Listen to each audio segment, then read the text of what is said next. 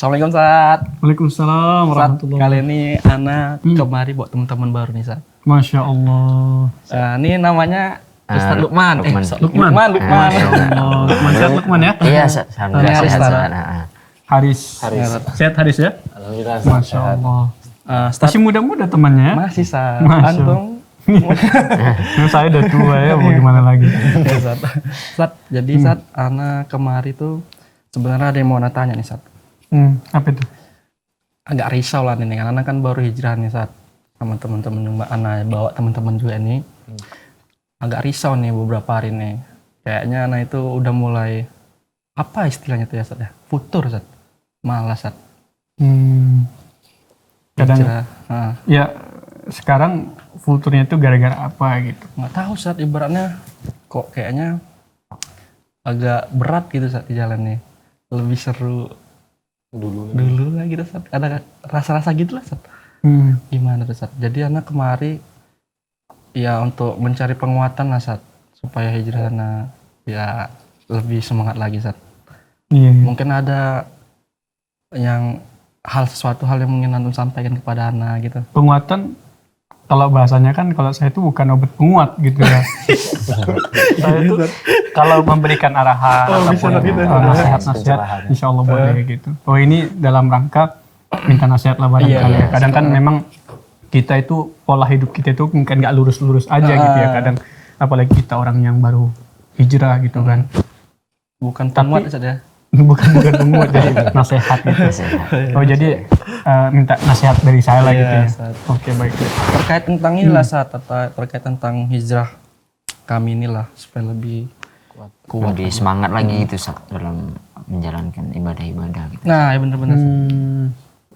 Tapi ibadah-ibadah yang lurus ya? Yang lurus, ya. Nanti ibadah-ibadah nggak lurus gitu kan. Karena sekarang orang banyak menganggap ibadah itu ibadah, tapi yang melenceng dari Al-Quran dan Sunnah gitu ya.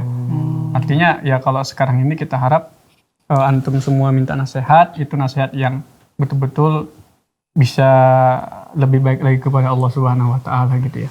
Oke, baik, bismillah, alhamdulillah, wassalatu wassalamu ala rasulillah wa ala alihi wa sahbihi wa man wala. Terkait tentang pertanyaan dari Bang Riki tadi gitu ya. Perlu kita ketahui bahwasanya hijrah itu ya kalau memang Allah menginginkan sesuatu pasti Allah uji.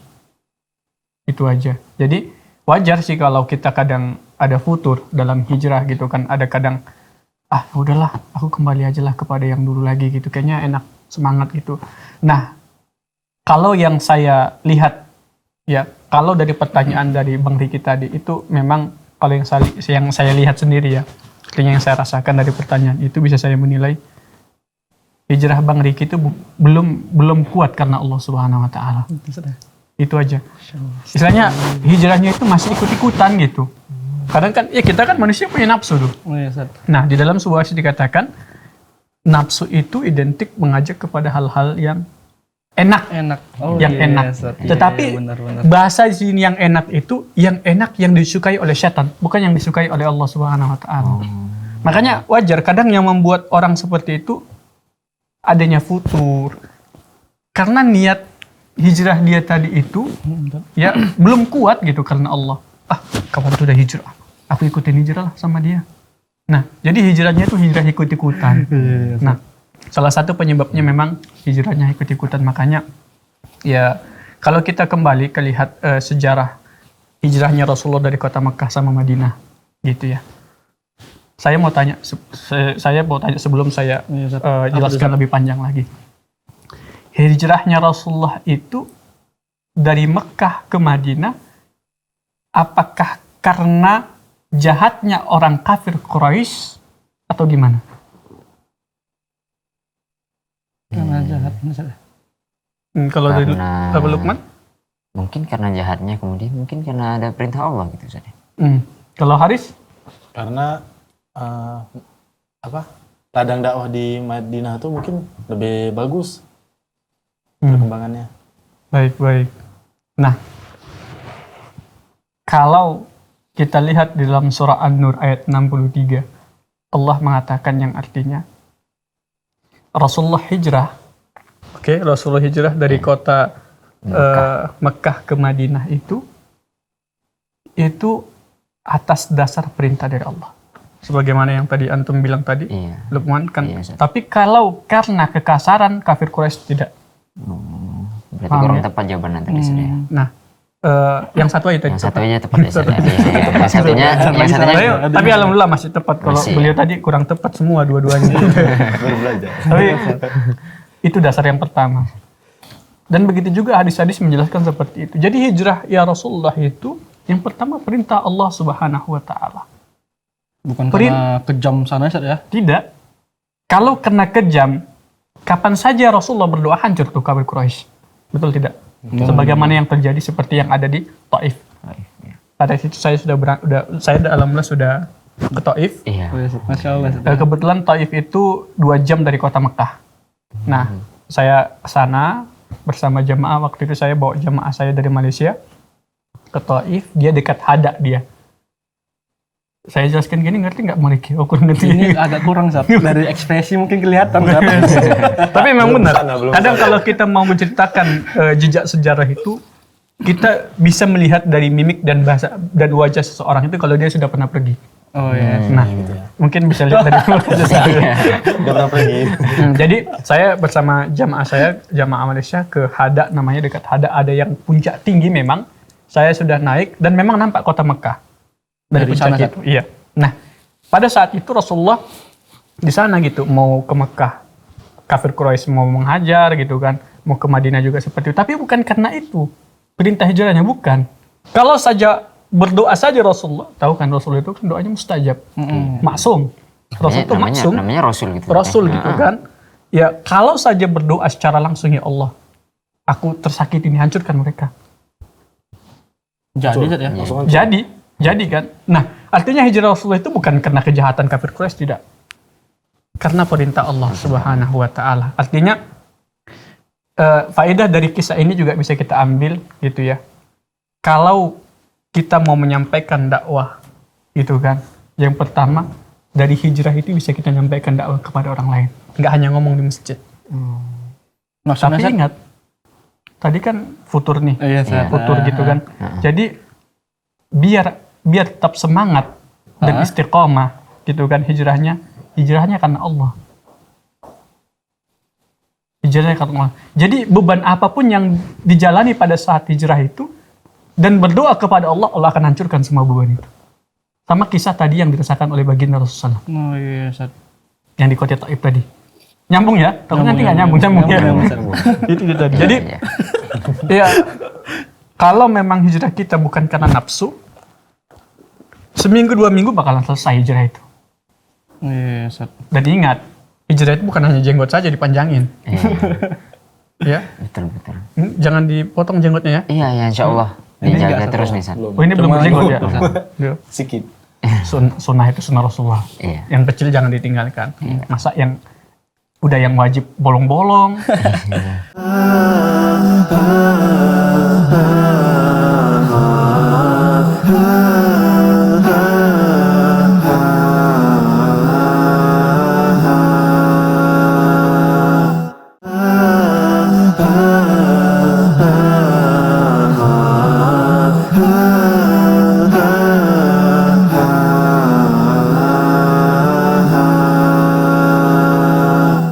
Sat, ini Sat.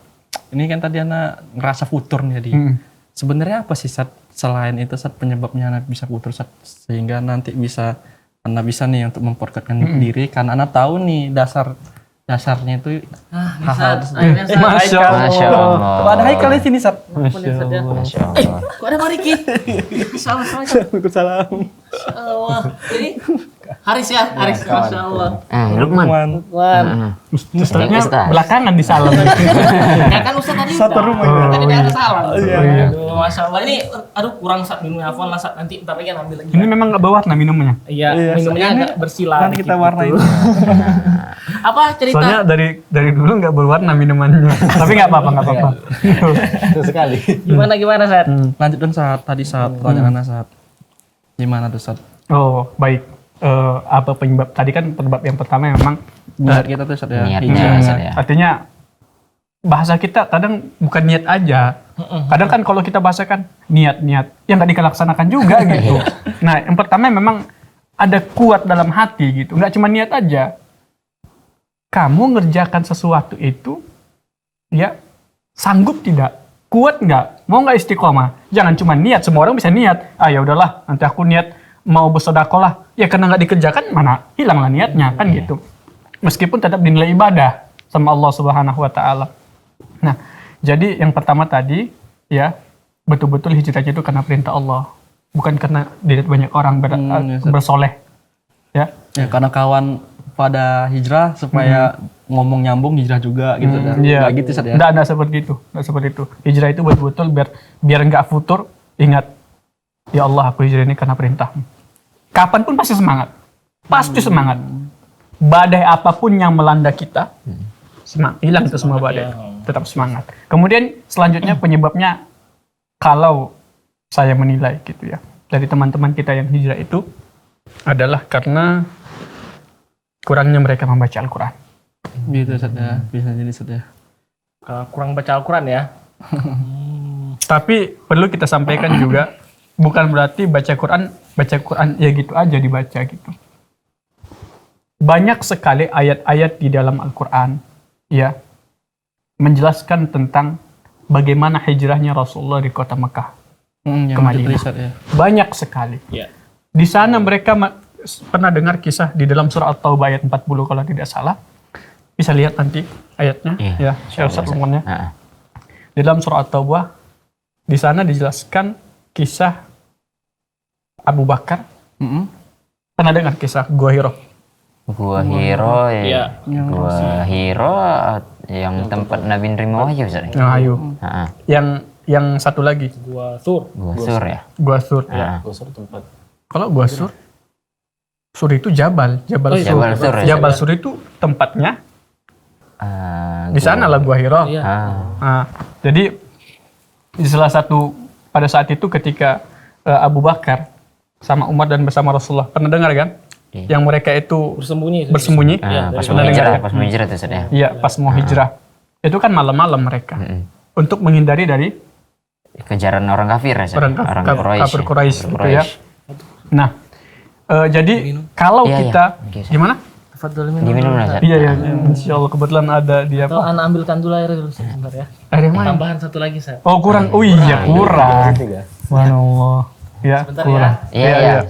Masya Allah. Lanjut Ustaz. Lanjut Ustaz. Jadi gimana tadi? kita Pas lanjut. sudah. Nah, kisah Abu Bakar. Kalau kita nggak membaca Al-Quran, nggak membaca hadis, nggak membaca sejarah, gitu ya, maka salah satu penyebabnya boleh jadi di sana.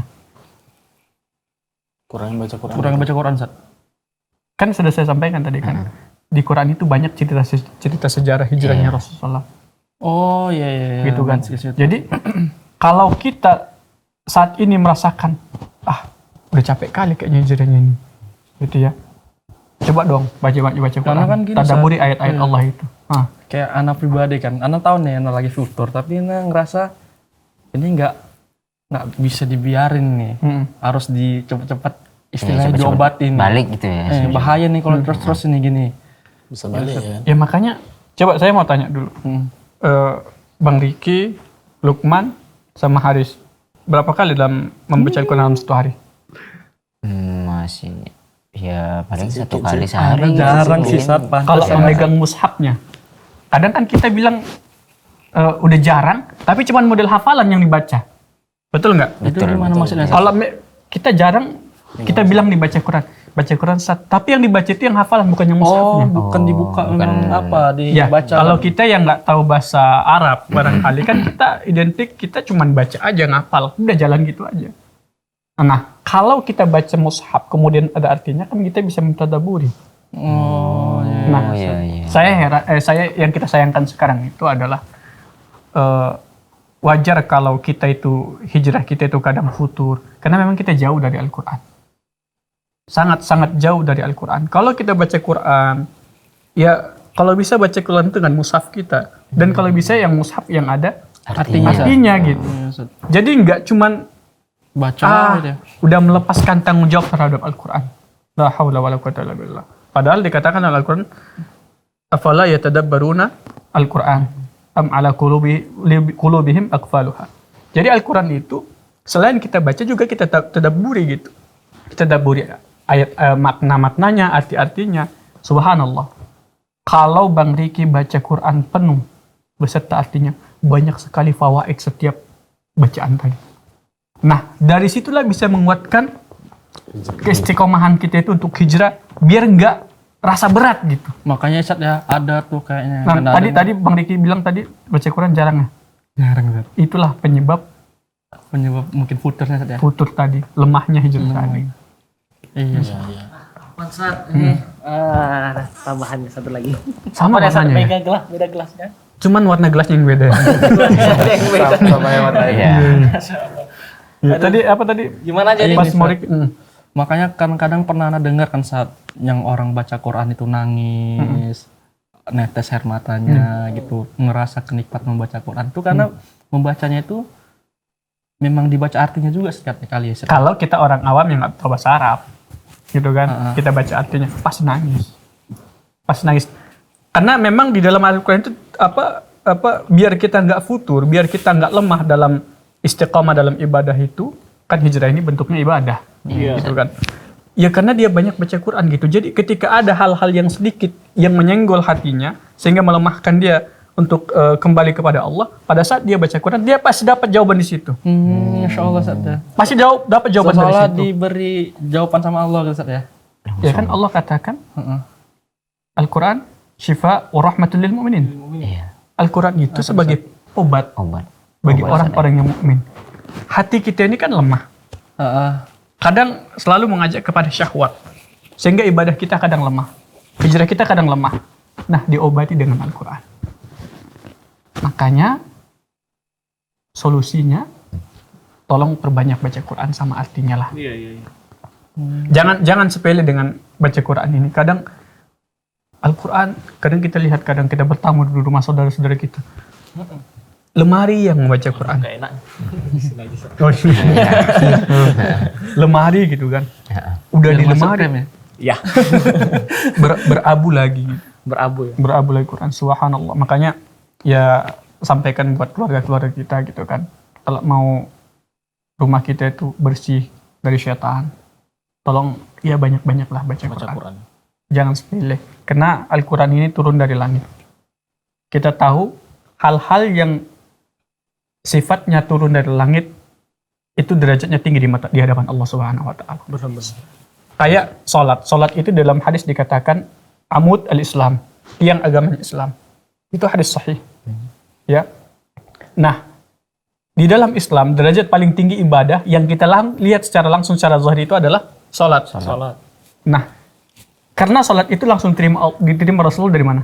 Dari langit. Pada saat Isra Mi'raj. Mi'raj. Itu. Ketemu sama Allah ya. Begitu juga dengan Al-Quran. Al-Quran langsung kalam Allah. Yang Allah turunkan dari langit. Sifatnya keagungan yang luar biasa. Orang yang senantiasa bersama Al-Quran, kemuliaan akan dirasakan dalam hatinya dan ketenangan jiwa. Makanya banyak-banyak baca Quran. Biar hijrah Bang Riki semangat gitu. Ya wajar. Kadang ya sama kayak kita dalam belajar. Sama, kadang ada waktu lemahnya gitu. Waktu lemahnya. Aduh, malas sekali gini-gini aja. Kenapa? Dia jauh dari Al-Quran. Jadi merasakan nikmatnya hijrahnya Rasulullah dulu. Dia nggak tahu merasakannya kalau nggak baca Quran. Ini Ustaz. Makanya banyak-banyak baca Quran buat Lukman, kemudian Haris. Al-Quran ini kan bukan cuma untuk sekedar penyakit hati aja kan Ustaz. Iya, Penyakit semua. fisik semuanya kan. Fisik bisa. Fisik bisa. Macam ruqyah. Contohnya Lukman gitu kan. Iya, Ustaz. Sakit jiwa bukan jiwa. Sakit apalah gitu. Ada gangguan jin. Gitu, Ustaz ya. Gangguan jin lah gitu. Ruqyah ya Ustaz ya. Di ruqyah jadi obat, sembuh insya Allah. Insya Allah. Sembuh. Ya. Benar. Kalau sakit jiwa ya mudah-mudahan kita enggak lagi. Iya, Dijauhkan insya dari Allah. jiwa. Ustaz, Dijauhkan. jadi gini Ustaz. Futur ini salah satu dari gangguan setan ini nggak Ustaz yang buat kita futur kita? Oh, itu jelas. Jelas ya, bukan Jelas. karena memang manusianya. Makanya ada cara biar setan itu menjauh dari kita. Pada saat Bang Riki keluar rumah baca doa. Baca doa. Kalau kita keluar rumah, kalau macam Bang Lukman, asrama lah barangkali ya sama Bang Haris. ya pada saat keluar sakan itu, keluar asrama itu, usahakan baca doa. Biar setan yang di luar tidak bersama kita. Nah, pada saat kita juga pulang, kita masuk rumah baca doa juga. Biar Jadi nggak setan masuk, itu nggak masuk. Oh gitu Ustaz. Biar yang setan di luar tadi nggak ikut masuk gitu Ustaz ya. Nggak masuk gitu. Jadi wajar aja di rumah tangga itu kadang ada ribut gitu. Ya karena dia jauh. Setannya dibawa gitu, Ustaz. Setannya Dari luar. dibawa. Setan yang dari Iya, luar ya. iya. Ya, jadi hijrah yang melemahkan hijrah itu udah jelas setan. Ya. Setan kan nggak mau hamba. Pernah dengar di dalam Al-Quran dikatakan ketika setan ingin minta ditangguhkan. Ditangguhkan apa nih Ustaz maksudnya? Maksudnya dihidupkanlah, diberikan leluasa untuk Hidup. menggoda manusia Iya. sampai hari kiamat. Dari kiamat. Anzirni ila yaumi yub'atsun.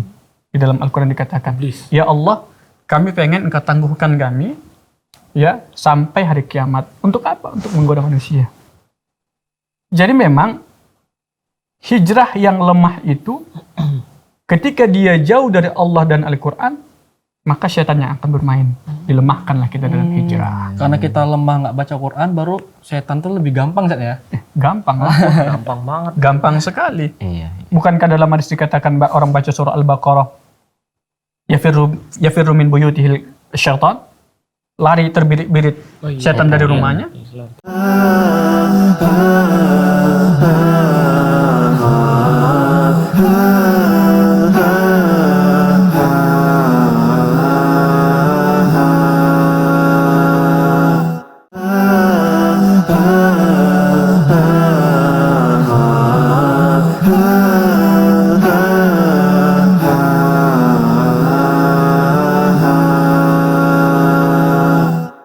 Jadi itu tadi Bang Riki, ya. Ya, Ustaz. Jangan- Anda pun baru sadar Ustaz. Mm-mm. Ketika antum bilang kayak gitu, Anda pun jadi flashback. Oh iya ya, kapan ya terakhir baca Quran ya? Ini pun kayak rada nggak ingat kapan ya. Berarti Ingat, kadang ingat, kadang manusia tuh ingat dengan Quran, tapi pada saat dia nggak ada duit lagi. Oh. Ya udah, pula, Ustaz, misalnya Ada masalah Ustaz, ada ya? masalah. Ada masalah. Baca Quran laku, Allah berikan apa? Ketenangan. Subhanallah. Al-Quran itu memang benar memberikan ketenangan pada saat kita punya masalah, tapi Nggak- tolong jaga hubungan waktu kita dengan Allah pada bermasalah saat aja, kita Ustaz, ya? berbahagia. Jangan waktu masalah saja. Gitu. Jadi waktu bahagia lupa. itu bahagia lupa. Tapi yang kebanyakan manusia seperti itu. Ya, banyak. Tapi itu memang sudah kinerja dari setan. Jadi mau hijrah kita lemah memang itu kinerja dari setan. Bagaimana menjauhi setan dari dalam tubuh kita? Ya istighfar banyak-banyak kepada Allah gitu kan. Mungkin kita hari ini buat dosa, ya itu karena buat setan juga gitu kan, karena setan juga. Baca Quran, berketenangan hati kita. Kemudian kalau kita baca Quran, seluruh aliran darah kita ini insya Allah akan dijauh dari setan. Karena kan setan itu ya jadi ala majrad dam an-nas ya kan. Setan itu jalan di aliran darah manusia. Oh, jadi dia bisa masuk gitu ikut. Ya jalan wajar darah, aja Ustaz. dia ketika kita nggak dekat dari nggak dekat dengan Allah, ketika jauh dari Al-Quran, ya setan leluasa dia ingin mengajak hati dan syahwat kita kepada keburukan. Dari situlah bentuk kelemahan hijrah kita tadi. Nah, Ustaz. Berarti rajin-rajin banyak baca Al-Quran. Baca Quran. Baca ya. Quran, baca Quran. Jangan nanti sampai bawa pulang ke rumah, ketemu sama istri kita bawa setan satu lagi. Nanti rupanya setannya berfisik manusia. Mm-mm. Kan setan ada yang dari jin, ada yang Oh, manusia. iya, Minal iya, jinnati iya. wan nas. Iya. Ustaz, Manusia gini-gini ya. ada nggak Ustaz kisah-kisah dari sahabat gitu Ustaz yang bikin kita kuat ini Ustaz? Masa ya Anda pun kan kalau Anda pikir hijrah Anda pun ya kayaknya nggak berat kali gitu Ustaz. Anda pernah dengar kayak kisah-kisah para sahabat yang hijrahnya berat Ustaz? Nggak usah jauh-jauh. Kita kembali flashback ke kisah Rasulullah sahabat Rasulullah Abu Bakar. Abu Bakar artinya Ustaz. Abu Bakar. Betapa besarnya ya hormatnya Abu Bakar kepada Rasulullah. Tahu nggak Abu Bakar itu siapanya Rasulullah SAW? Orang yang paling dicintai dari kalangan sahabat yang laki-laki dari kalangan apa namanya? Apa laki-laki? Pria, laki-laki ya. Nah, Kalau yang masuk Islam memang iya orang pertama kali dari kalangan laki-laki masuk Islam siapa? Abu Bakar. Cuman yang dicintai juga. cintai juga iya. Cuman yang pengen saya jelaskan Abu Bakar itu adalah siapa anak Abu Bakar yang bersama Rasulullah? Aisyah. Aisyah. Berarti Mertua. mertua. Subhanallah. Mertua Rasul ya. Iya. Nah, artinya apa? Ketika di dalam gua Abu Bakar bersama Rasulullah. Ketika dalam keterpurukan hantapan kafir Quraisy terhadap Rasulullah baik di kota Mekah, di Taif gitu kan. Siapa bersama Rasulullah? Abu Bakar. Abu Bakar. Bagaimanapun derita ya gangguan kafir Quraisy tetap Rasulullah bersama siapa? Abu Bakar. Abu Bakar. Subhanallah. Yang Abu Bakar ini sudah dijamin masuk surga. Jamin masuk surga. Kalau kita jamin masuk surga mau disuruh ibadah lagi kan kadang udah ada tiket masuk surga kok gitu ya. Iya. Tapi lihat Abu Bakar subhanallah. Radhiyallahu anhum wa radu anhu. Kita tahu bahwasanya Abu Bakar ini orang-orang yang diridhoi Allah Subhanahu wa taala. Sudah masuk surga tetap masih ikut bersama Rasulullah hijrah. Makanya hijrah itu bukan hanya hijrah kepada diri sendiri, tapi menghijrahkan manusia. Artinya apa? Pada saat Rasulullah SAW hijrah bersama Abu Bakar, niat yang paling utama adalah menyebarkan kebaikan di muka bumi. Khususnya pada saat itu kota Madinah. Jadi, ya dari sini kita bisa ambil faedah dari kisah ini. Ya, sebesar apapun derita yang dirasakan Luqman, Haris, atau Bang Diki atau Haikal gitu ya, dalam hijrah, ingat